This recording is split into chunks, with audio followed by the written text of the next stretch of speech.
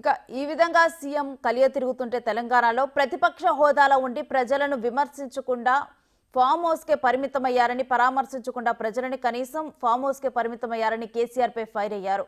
విదేశీ పర్యటనలో ఎంజాయ్ చేస్తున్న కేటీఆర్ ఇక్కడ మంత్రులు పర్యటన చేస్తున్న విష ప్రచారం చేయడం తగదన్నారు. తెలంగాణలో వరదల పరిస్థితిని ప్రధాని మోదీ స్వయంగా వచ్చి చూడాలని సీఎం రేవంత్ కోరారు. దీన్ని జాతీయ విపత్తుగా ప్రకటించి నిధులు మంజూరు చేయాలని విజ్ఞప్తి చేశారు. తెలంగాణ వరద విపత్తు వేళ మంత్రివర్గం తాను ఆశించిన దానికంటే శ్రమించాలని సీఎం రేవంత్ అన్నారు. వరద బాధితులకు సాయం అందించేందుకు పెద్ద వ్యాపార వర్గాలు, స్వచ్ఛంద సంస్థలు ముందుకు రావాలని పిలుపునిచ్చారు.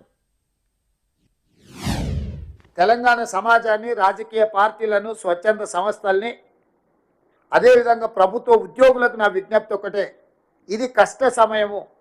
ప్రజలు కష్టాలలో ఉన్నప్పుడు రాజకీయ ప్రయోజనాల కోసం మనం ఆలోచన చెయ్యొద్దు.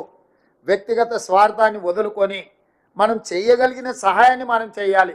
ఒకవేళ మనకు సహాయం చేయాలన్న ఆలోచన లేదు, దేవుడు అలాంటి బుద్ధి మనకి ఇయ్యనప్పుడు ఫామ్ హౌస్లో మౌనంగా అయినా ఉండొచ్చు, విదేశీ పర్యటనలో విలాసవంతమైన జీవితాన్ని అయినా గడపవచ్చు. కానీ ఉత్తగానే ప్రజల మీద బురద చల్లడానికి ప్రయత్నం చేయకూడదు. ఈరోజు చంద్రశేఖరరావు గారు ప్రధాన ప్రతిపక్ష నాయకుడుగా, పక్క రాష్ట్రంలో కూడా ప్రధాన ప్రతిపక్ష నాయకుడు ప్రజల దగ్గర తిరుగుతున్నాడు. మా షర్మిల గారు గతంలో వర్షాలు వస్తే పక్క రాష్ట్రంలో ప్రజల దగ్గరికి వెళ్ళింది. ఈరోజు నిజంగానే ప్రజలు ఇంత విపత్కర పరిస్థితులు ఎదుర్కొంటున్నాయని బీఆర్ఎస్ భావించినప్పుడు ప్రధాన ప్రతిపక్ష నాయకుడు ప్రభుత్వానికంటే ముందు ప్రజల దగ్గరికి వెళ్ళాలి. ప్రజా సమస్యల్ని ప్రభుత్వానికి నివేదించాలి. ప్రజల యొక్క విజ్ఞప్తులు తీసుకొని ప్రధాన ప్రతిపక్షంగా చంద్రశేఖరరావు గారు ఆ సమస్యల్ని ప్రభుత్వం దృష్టికి తీసుకొచ్చి అవసరమైతే ప్రభుత్వాన్ని నిలదీసినా పర్వాలేదు. ప్రజా సమస్యల పరిష్కారంలో భాగంగా వారు ఫామ్ హౌస్లో నుంచి బయటకు రారు, వారు మౌనం వీడరు. వారు ఎందుకు మౌనముద్ర వహించారో నాకైతే అర్థం కాలేదు. ప్రధాన ప్రతిపక్ష నాయకుడిగా మౌనముద్ర వహించడానికి ప్రధాన ప్రతిపక్ష నాయకుడు హోదా వారికి అవసరం లేదని నేను భావిస్తున్నా. రెండవది కేటీఆర్ గారు, వారు ట్విట్టర్లోనే మాట్లాడుతున్నారు. వారు ఎక్కడుండి మాట్లాడుతున్నారే తెలంగాణ ప్రజలు గమనించాలి. వారు ఈరోజు అమెరికాలో ఉన్నారు. ఆయన ఫ్రెండ్స్తోనే అమెరికాకు పోయాడు. నో ప్రాబ్లం, నీకు ఫ్రెండ్స్ ఉన్నారు, పార్టీలు చేసుకోవాలా, నీకు నీ పర్సనల్ లైఫ్ని సాక్రిఫైస్ చేయమని మేము వివరం అడగడం లే. If you want to enjoy you can enjoy. కానీ నువ్వు అమెరికాలో నువ్వు విదేశీ పర్యటనలో ఉండి నువ్వు లైఫ్ ఎంజాయ్ చేసుకుంటూ ఇక్కడ బురదలో ప్రజల దగ్గర ఉన్న మంత్రులు లేరు. ఖమ్మం జిల్లాలో అసలు ఎక్కడ పోయినరు, 3 మంత్రులు ఉన్నారని ప్రజలలో ఉన్న మంత్రులను పట్టుకొని నువ్వు ఈ దేశంలోనే లేవు. ఖమ్మం జిల్లాలో ప్రజల మధ్యలో ఉండి బట్టి విక్రమార్క గారు, తుమ్మల నాగేశ్వరరావు గారు, పొంగులేటి శ్రీనివాసరెడ్డి గారు 2 రోజుల నుంచి ఇక్కడ సమన్వయం చేసుకొని కష్టపడుతుంటే మంత్రులే లేరు. ఏ రకంగా మీరు కేటీఆర్ గారు మీరు ఏం మాట్లాడుతున్నారో మీకేమన్నా అంటే మీరు హోస్ట్లో ఉండి మాట్లాడుతున్నారా, హోస్ట్లో లేక మాట్లాడుతున్నారా, సమాచారం ఉండి మాట్లాడుతున్నారా, సమాచారం లేకుండా మాట్లాడుతున్నారా నాకైతే తెలియదు. కానీ మీకు తగదు. మీరు అమెరికాలో వండుకుంటూ మీ పర్సనల్ లైఫ్ని మీరు ఎంజాయ్ చేస్తూ ఇక్కడ ప్రజల కష్టాలండి వరదల వల్ల బురదలో కూరుకుపోయిన ప్రజలకు అండగా నిలబడ్డ మంత్రులను బద్నాం చేయాలన్న నీ ఆలోచన నీకు ఎలాంటి ప్రయోజనం చేకూర్చదు. కాబట్టి ఇట్లాంటి చిల్లర ప్రయత్నాలు ప్రతిపక్షం మానాలి. ప్రతిపక్షం బాధ్యతాయుతంగా వ్యవహరించాలి. ప్రభుత్వానికి సూచనలు ఇవ్వాలి, సలహాలు ఇవ్వాలి, కలిసి పనిచేయాలి. విపత్కర సందర్భంలో రాజకీయాలను పక్కన పెట్టి మనందరం కలిసికట్టుగా పనిచేస్తే ప్రజలకు కొంత ఉపయోగం అవుతుంది. ఈరోజు కేంద్ర ప్రభుత్వం దగ్గర మనం నిధులు రాబట్టుకోవాలి. నిధులు రాబట్టుకోవాలంటే పాలకపక్షం, ప్రతిపక్షం అందరం ప్రజాప్రతినిధులం కేంద్ర ప్రభుత్వానికి విజ్ఞప్తి చేయడమే కాకుండా అవసరమైతే ఒత్తిడి చేసి నిధులు తెచ్చుకుంటే అది తెలంగాణ రాష్ట్రానికి ఉపయోగపడుతుంది. మీరు ఈ విపత్తును జాతీయ విపత్తుగా ప్రకటించమని చెప్పరు. కేంద్ర ప్రభుత్వం నుంచి మనకి ఏం నిధులు కావాలని కేంద్ర ప్రభుత్వాన్ని అడగరు. కనీసం ప్రధాన ప్రతిపక్ష నాయకుడిగా 10 సంవత్సరాలు ముఖ్యమంత్రిగా తెలంగాణ ఉద్యమకారుని అని చెప్పుకునే మీరు తెలంగాణకి ఇంత కష్టం వచ్చి 16 మంది ప్రాణాలు కోల్పోయి, పశు సంపద కోల్పోయి, వేల కోట్ల రూపాయల ఆస్తులు నష్టపోయి, అంటే 20 ఫీట్ల పైన ఇళ్లకు నీళ్ళు వచ్చి ప్రజలు కష్టాలలో ఉంటే కనీసం పలకరించడానికి కూడా మీకు మనస్కరించలేదు. అయ్యో పాపం అని సానుభూతి కూడా మీరు చూపించలేదు.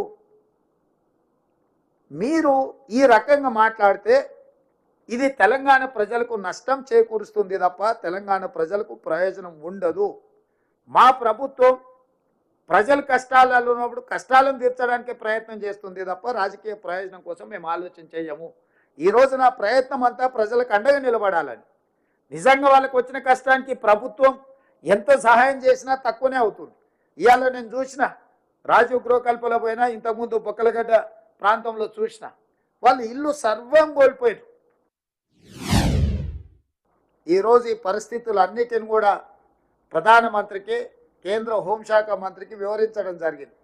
National disaster management authority chairman prime minister ఎప్పుడైనా ప్రకృతి వైపరీత్యాలు రాష్ట్రాలలో సంభవించినప్పుడు కేంద్ర ప్రభుత్వం ముందుకొచ్చి ఉదారంగా రాష్ట్రాలను ఆదుకోవాల్సిన, పేదలకు సహాయం చేయాల్సిన బాధ్యత కేంద్ర ప్రభుత్వం మీద ఉన్నది. కాబట్టి తక్షణమే ప్రధానమంత్రిని భేషజాలకు వెళ్లకుండా మాట్లాడి, కేంద్ర హోంశాఖ మంత్రితో మాట్లాడి తెలంగాణ ప్రజలకు వచ్చిన కష్టాన్ని వివరించి తక్షణమే నష్ట నివారణ చర్యలకు ఎన్డీఆర్ఎఫ్ నుంచి సిబ్బందిని తీసుకోవడం, ఇట్లాంటి అన్నిటి మీద కూడా కేంద్ర ప్రభుత్వంతో సమన్వయం చేసుకుంటూ రాష్ట్ర ప్రభుత్వంలో ఉన్న అధికారులకు అందరికీ కూడా ఆదేశాలు ఇస్తూ మంత్రివర్గ సహచరుల సహకారంతో ఇప్పటి వరకు నిర్వహించినాం. ఈరోజు క్షేత్రస్థాయిలో పరిశీలించిన తర్వాత ఈరోజు ఉదయమే కొన్ని అంశాల విషయంలో ప్రభుత్వం కొన్ని నిర్దిష్టమైన నిర్ణయాలు కూడా తీసుకోవడం జరిగింది. దీంతోపాటు ప్రధానమంత్రి గారికి తక్షణమే ఇది జాతీయ విపత్తుగా గుర్తించాలి. ఒక ఆంధ్రప్రదేశ్లోనే కాదు, ఆంధ్రప్రదేశ్లో ఉన్న కృష్ణా జిల్లా కంటే తెలంగాణలో ఉన్న ఖమ్మం జిల్లా అత్యధికంగా నష్టపోయింది. తీవ్రంగా ఇక్కడ ఈ ప్రభావం చూపించింది. అదేవిధంగా మధురలో హైయెస్ట్ డ్యామేజ్, పాలేరు, ఖమ్మం, అంటే తెలంగాణ మీద ప్రకృతి దాడి, పక్క రాష్ట్రాలతో పాటు మన రాష్ట్రానికి కూడా విపత్తు వచ్చింది. అందుకే ప్రధానమంత్రికి నేను స్వయంగా లేఖ రాసిన, ఇది జాతీయ విపత్తుగా మీరు పరిగణించి తక్షణమే జాతీయ విపత్తుగా ప్రకటించండి. నేషనల్ కలామిటీ కింద మీరు గుర్తిస్తే నేషనల్ కలామిటీలో ఉండే నిధులను మనము అత్యధికంగా వినియోగించుకోవడానికి, నష్టపోయిన వాళ్ళను నష్టపరిహారం ఇచ్చి ఆదుకోవడానికి, కొట్టుకుపోయిన రోడ్లను కావచ్చు, రైల్వే లైన్లను కావచ్చు, ఇరిగేషన్ ప్రాజెక్టులు కావచ్చు, వీటన్నిటిని కూడా మనం తక్షణమే పునరుద్ధరించుకోవడానికి అవకాశం ఉంటుంది. కాబట్టి ప్రధానమంత్రి గారికి లేఖ రాస్తూ జాతీయ విపత్తును ప్రకటించండి అని చెప్పి రాష్ట్ర ప్రభుత్వం కేంద్ర ప్రభుత్వానికి విజ్ఞప్తి చేస్తుంది. నేను ప్రధానమంత్రి గారికి విజ్ఞప్తి చేస్తున్న ఈ విపత్కర సమయంలో కేంద్ర ప్రభుత్వం పెద్దన్న పాత్ర పోషించి తెలంగాణ రాష్ట్రాన్ని ఆదుకోవాలి. ఈ తెలంగాణ రాష్ట్రం యొక్క ప్రజల సమస్యల్ని పరిష్కరించడానికి మీరు ముందుకు రావాలి. నిధులే అడగడం లేదు, మీరు స్వయంగా తెలంగాణ రాష్ట్రంలో పర్యటన చేయండి. ముఖ్యంగా సూర్యాపేట, ఖమ్మము, ఈ వరంగల్లో, మహబూబాబాద్ కొన్ని ప్రాంతాలలో జరిగిన నష్టాన్ని మీరు స్వయంగా పరిశీలించడం ద్వారా ఇక్కడ ఉన్న నష్టాన్ని, ఇక్కడ ప్రజలకు వచ్చిన కష్టాన్ని మీరు అంచనా చేస్తే తెలంగాణకు రాష్ట్రానికి మేలు జరుగుతుంది, అత్యధికంగా నిధులు వస్తాయని భావిస్తూ ప్రధానమంత్రి గారిని తక్షణమే తెలంగాణ రాష్ట్ర పర్యటనకు రావాల్సిందిగా ముఖ్యమంత్రిగా నేను వారిని ఆహ్వానిస్తున్నాను.